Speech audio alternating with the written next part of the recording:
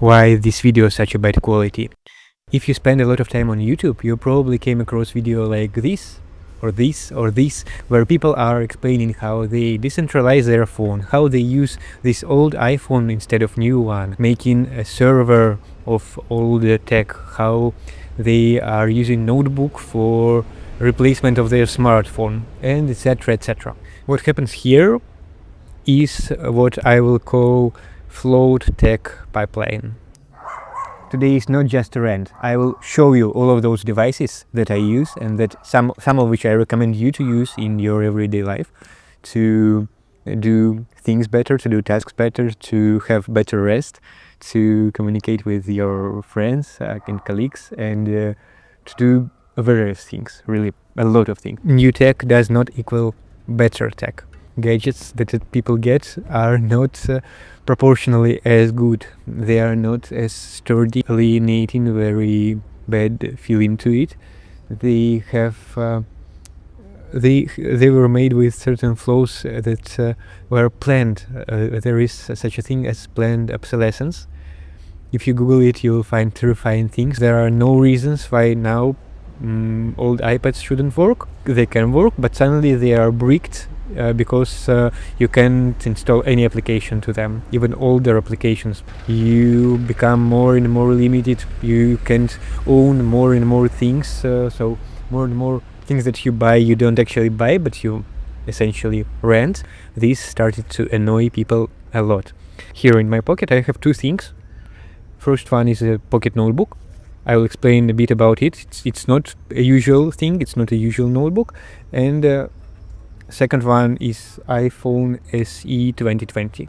I bought one of it a year and a half ago. Then during my exhibition I broke it when I was filming a certain scene, and I bought exactly the same, and I use it to this day. I think it's a perfect iPhone for me because, well, people around me have 14, 15, 16, etc. and I use them, I touch them, I know how their camera works. So what I have here is a Nintendo DS. I game not very often, but sometimes when I go somewhere, go on some trip where I know that I will be waiting, if I go on other places, I use it. And much more intriguing way to use it, I've made various projects for my clients with it. So there is an application called Flipnote Studio, and there are other creative applications for this, and I just make animations there. I make entire music videos in it. I make entire creative projects in it for my actual clients. How cool is that? So if you also want a music video, or you know someone who needs it, you can write to me and I will surely do it for you. So Nintendo DS is great for both casual gaming, for some retro gaming, and for emulation of older consoles, and it is also great for creative things. Yeah, it has such a variety of creative applications, like, as I mentioned, animation, visual art, graphics, and even video. You know, there is a phenomenon when people are going to concerts and filming with this camera all of those concerts, and a lot of people hate it, a lot of people love it, but still you can use Nintendo DS for many things, for many applications, for many appliances. It is also a way to decentralize your phone from all of these gaming and scrolling, etc. Next thing, first generation of iPad mini from 2012, I think. I use it primarily for reading, as a compact reading thing. I have a newer iPad that is much more up to date, that is from 2020. I'm filming with it right now, but here, this one, I use as a very portable and decent enough book reader. And there were also times where I use it for some creative appliances. I have demonstrated videos on it with my art projects, and well, I should probably show you that it all works, because it all works. I also have various games on it. I was gaming a lot in early 2020s. I tried a variety of platforms and emulation, but now I'm mostly using it for books and for creative projects as well. It's also a great thing where you can still use web, still have some light web applications. You can still listen to podcasts. You can still work with CDA and jailbreak. It's quite easy actually, and mine is also jailbroken. You can do anything like this with newer tablets. I can't do it with a tablet that I'm now filming on. So it's actually very great. It also has a camera, which makes very stylized sorts of pictures. It's very low quality, and it is a camera before this age of improvements to camera. You know, when you have application of camera in a newer phone, even in this iPhone of 2020, you basically have an AI image, AI improved image. It works a lot with shadows, highlights, etc. In both photos and videos. You can't turn that off really. In older devices like this iPad mini or in this Nokia Lumia that I will also show you, camera is much more manual, it's much more adaptive, or actually I use this Nokia Lumia for multiple purposes. First, it's a cool music player, it has very cool design, it has very cool applications to music, and it's very simple to work with as a player instead of, for example, something like iPhone. I don't need to have some music streamings, etc. If I need to select a lot of music, if I have some kind of heavy playlist. Camera here is also very interesting. It's a decent quality camera that is very natural. It kind of looks like analog photography, which I will also be talking about a bit, but it also looks modern enough, and you can actually use this in practical applications, not just aesthetic or artistic. Camera is with Carl Zeiss. Carl Zeiss, like lens, a very famous company that does lens. I have a couple of lens from Carl Zeiss, vintage lens, but they have modern lens that cinematographers and photographers all over the world use a lot, and it costs like hundreds of thousands of dollars sometimes. I also forgotten to talk about analog tech, but I will be talking about it in next part of video, I think. My main phone is also an older piece of tech. It's not a dumb phone. It's not. It's a smartphone, but it's OnePlus. It's also somewhere from 2019, I think, and it's a decent phone. Well, I don't know why do you need a phone that is more up to date than it. It works very well. It has enough memory. Its memory can be extended, if I remember correctly. It has a fingerprint scanner if you need this. I don't use it. It has this camera that you can take photos and videos on. It has all of networking capabilities that you need in a phone. So it's very usable. It's very usable. I don't use this as my phone, even though it's a bit newer, because I use this for media purposes and for for my blogs, on Instagram, sometimes on YouTube, and etc. I use this as a phone camera and phone storage. I don't want it to be in one exact device, because this way I separate those two workflows entirely. For everyday tasks, for basic web that I need when I'm traveling, for example, I use this. And for my creative purposes, for blogs, for social media, I use this. And it also prevents me from scrolling. Where would I scroll? Here, this device is associated so much with creation that I don't really consume content on it. And it has quite a small screen to do it, actually. And this device, it's also not an ideal thing to use social media so extensively. You can use it, but also there is no such association in my brain. There is no this link between device and procrastination or scrolling. So it helps a lot. This MacBook. It is MacBook Pro 2015. It has macOS Sonoma from last year. I have updated it, and it works with all of Apple applications. It's very usable for anything really. And what I use it for is for writing text, for web browsing, for very lightweight video editing, for working on the go, and the main thing that is very interesting to use it for is that I use it as a screen mirroring tool. So I very like this hardware. I don't really like software. I'm not a huge fan of macOS. I'm not a huge fan of Apple ecosystem. I use it, and it's very convenient to use sometimes, but what is very interesting here is that I can use a tool that is called Parsec. Parsec is an ideal screen mirroring tool that I can use. So if you ever wanted to have your main computer where you have all of your heavy work, your work computer, to have it on the go everywhere, this may be a very cool setup. So you have a very cheap, older laptop that has amazing hardware, that is built very well, has great keyboard, great screen. You just mirror your screen to it and you go anywhere. You go to park, forest, lake. You just use your main computer through it. And there is almost no lag. There are so many use cases for this MacBook. Like, it's truly a device that I use on the go to work and to create with, instead of my heavy, big computer that is also a laptop, but that is always connected to various hard drives, to various other devices, and where all of the video editing really happens. Cost me like 60 euro, I think, in quite a good condition. Next thing that I would talk about is my older laptop. People are making servers with older laptops all over the place. By the way, here is a shout out to this exact channel, because they told me both how to make a server from any old piece of hardware like this, and they showed me this application that I told you about, screen mirroring. So it's fascinating. I really love to use it.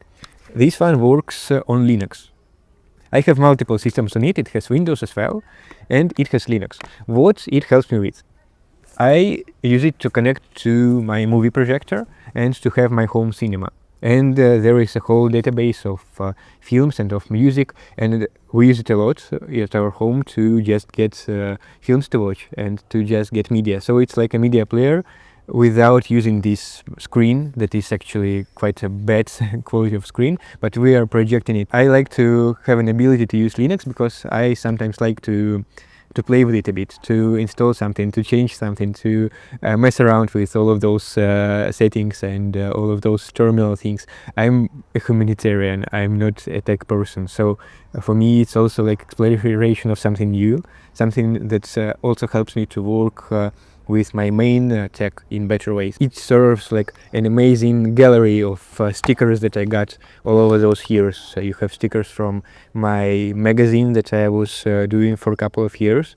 You have stickers from all of places that I loved to visit in Belarus before I had to leave. A variety of places. My first clients, for example, who were making videos for in Poland in pandemic times.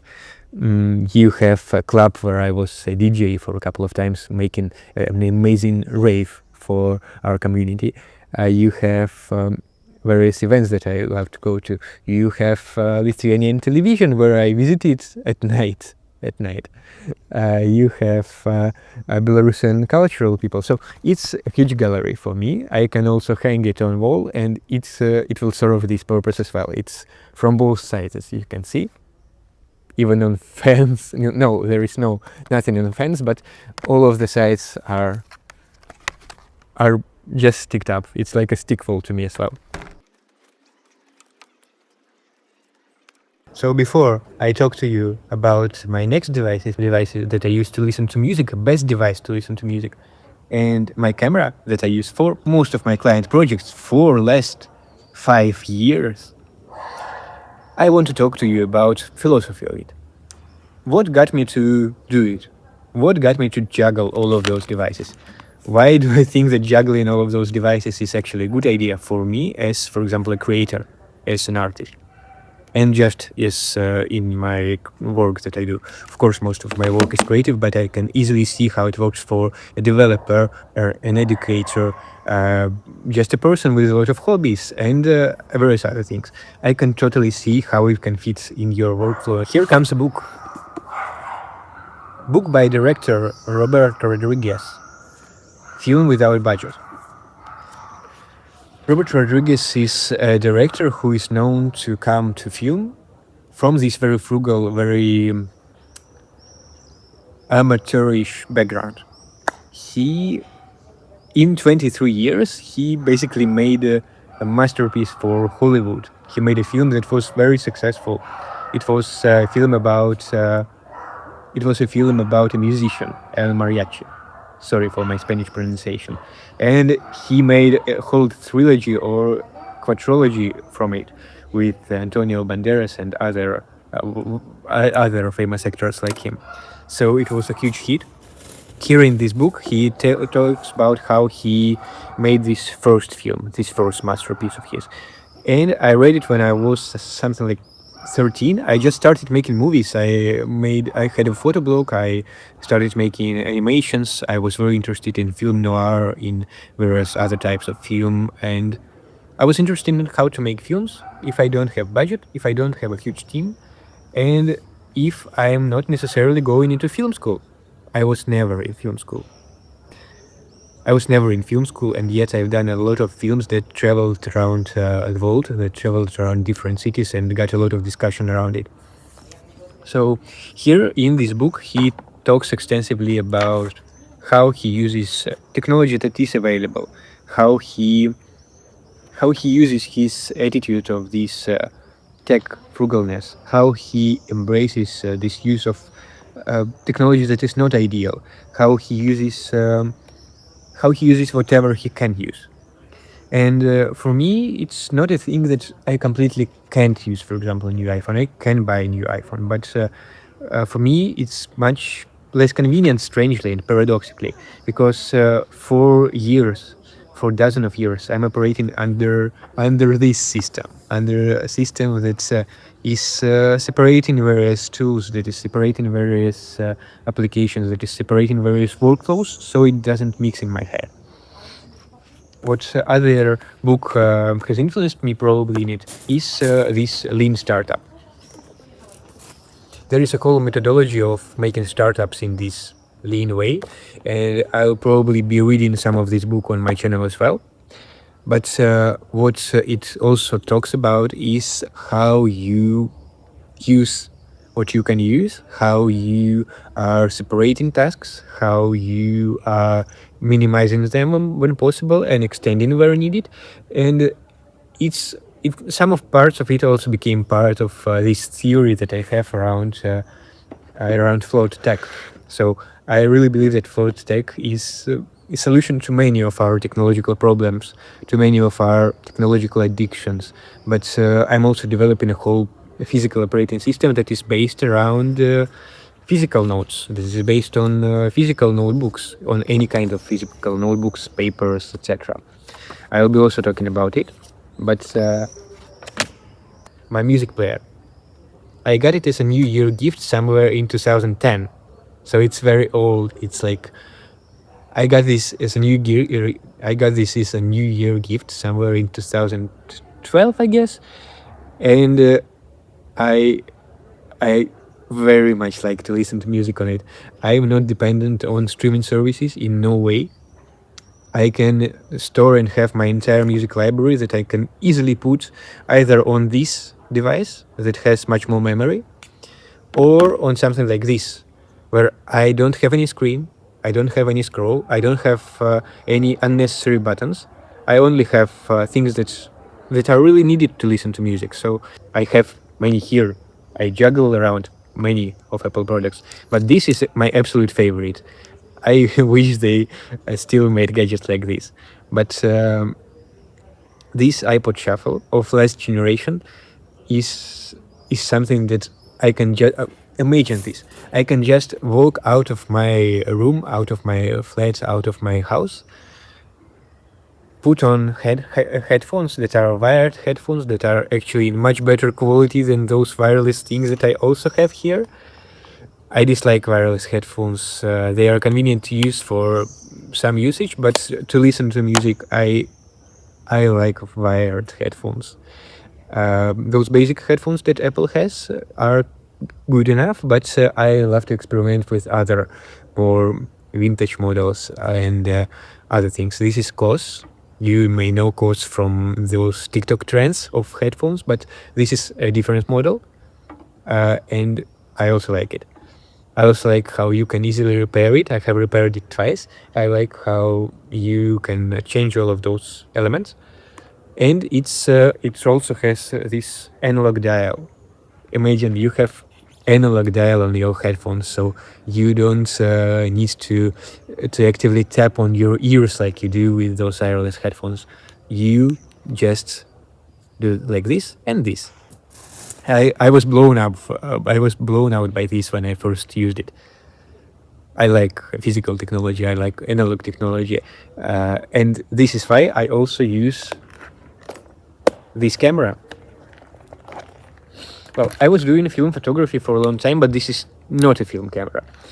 People always start talking to me about, oh, do you have like old Soviet camera in it? Because people can know in my region that it's a case for old Soviet camera, and I actually had old Zenit camera in it for years and made a lot of cool photos with it all around places where I went. But this is my main working camera.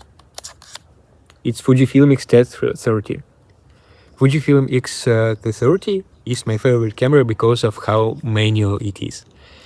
So now image quality and image parameters, how image looks, developed so much that on your iPhone you can get quality that's almost identical to professional film cameras, right, like RED. But why doesn't iPhone suddenly replace film cameras on film sets or in creative agencies or on any movie sets, basically? Why do people shoot movies on iPhones only when it's for promotional purposes or only as a part of some weird experiment? Because you have dozen times less of manual settings there. And here, not only does it have all of manual settings you need, but it has buttons for most of them. This is why I like Fujifilm much more than Sony or than Canon that I also used, or that I also used for years. My first DSLR camera was Canon 700D, a classic, cult classic. But this one is the most analog feeling, the most physical, the most haptic camera that I have ever used. Influencers and bloggers generally like using Fujifilm cameras. It's one of most popular use cases of Fujifilm cameras right now. But what I also like is attaching manual lens to it.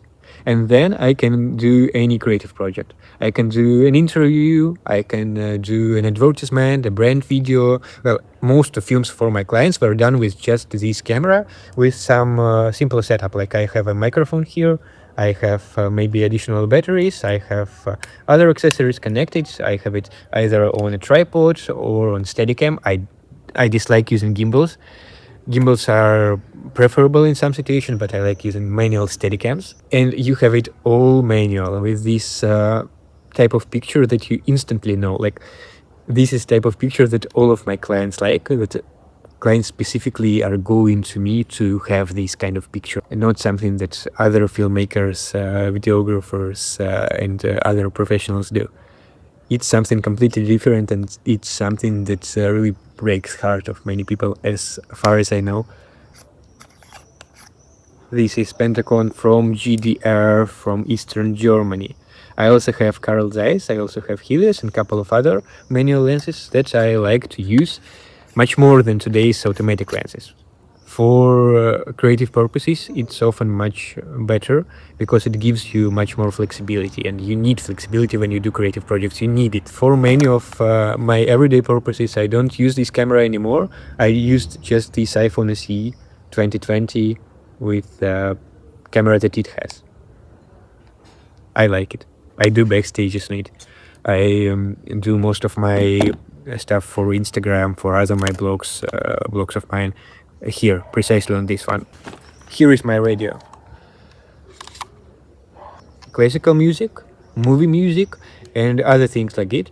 And I have a hobby. Whenever I'm going somewhere, when I'm going to some places that are near borders, I like turning it on and listening to radio stations from another countries. When I went to Belavesia recently, I went there 2 times, and I was using it to assess Belarusian radio stations and radio stations of Belarusian diaspora. It's something that is not really reachable for me, as I can't go to Belarus, as I can't go to the places where those stations reach well. And so this for me becomes kind of a window to my motherland at times. But also it's quite fun to just turn it on, not have something to scroll in, but to have a device that is used just for one certain purpose: analog technologies. Because I truly believe that technology is not only just about all of those digital technology based on binary code, etc. What I think is amazing about technologies is how you can use it manually. In a simple notebook, you can do such a big variety of tasks, especially creative tasks or everyday tasks, communication related tasks, finance related tasks, your hobbies, etc., that it can really become your hub. My pocket notebook is like a thing that I can't leave my home with. I can leave my home without a phone. I can leave my home without a tablet. I can certainly leave my home without a laptop. But I don't really often have mobile internet. I also don't always have mobile connection. I dislike using it. But I very like using pen and paper. I have recently done a masterclass on how I use it, how I use all of those paper methods. I have done 7 or 8 masterclasses last year in various cities about how to use any pen and paper to get many of your stuff done. But now I also made a masterclass that is available online that you can watch, and you can see whether you can apply it to your tasks or not. So I put it in the link in the description, so I recommend you to go there and